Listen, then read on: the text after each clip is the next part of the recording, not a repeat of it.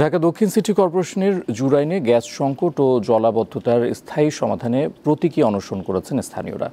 তারা জানান, প্রতি মাসে গ্যাসের বিল দিলেও বছর জুড়েই সংকট থাকে। এছাড়া কিছু এলাকায় গত 10 বছর ধরে চলছে জলাবদ্ধতার দীর্ঘ ভোগান্তি।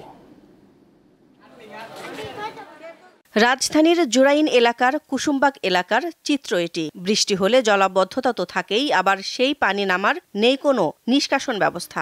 ঘরে মনে করেন এই পর্যন্ত মানুষ ডুবা যায়, নিচতলা ভাড়াটিয়ারা তো বাইরে হয়ে গেছে, আমাকে দোতলায় গিয়া রয়েছে, আর নিচে তো সব ভাসতেছে। জুরাইনবাসীর জনদুর্ভোগের চিত্র এখানেই শেষ নয়। হাজার টাকার ওপরে তিতাস মাসে বিল নিলেও গ্রাহকদের দুর্ভোগ কমাতে পারেনি সংস্থাটি। দিন-রাত কোনো সময়েই থাকে না গ্যাসের পর্যাপ্ত চাপ। কমসে কম 20 থেকে 25 মিনিট লাগে একটা রুটি বাঁচতে, ঘোরায় ঘোরায় একটু গ্যাস দিয়ে। ভোর 6টা বাজে গ্যাস যায়, 8টা 9টা 10টা 11টা বাজে আসে, আবার ভোর 6টা বাজে চলে যায়। এই ঘটনা আমরা বাসায় এলপি খেতে পাক করে খাইতে হয়। এমন দুর্দশায় একজোট হয়ে আন্দোলনে নেমেছেন স্থানীয়রা। পূর্ব জুরাইনে গ্যাস সংকট ও জলাবদ্ধতা নিরসনের দাবিতে পালন করা হয় প্রতীকী অনশন।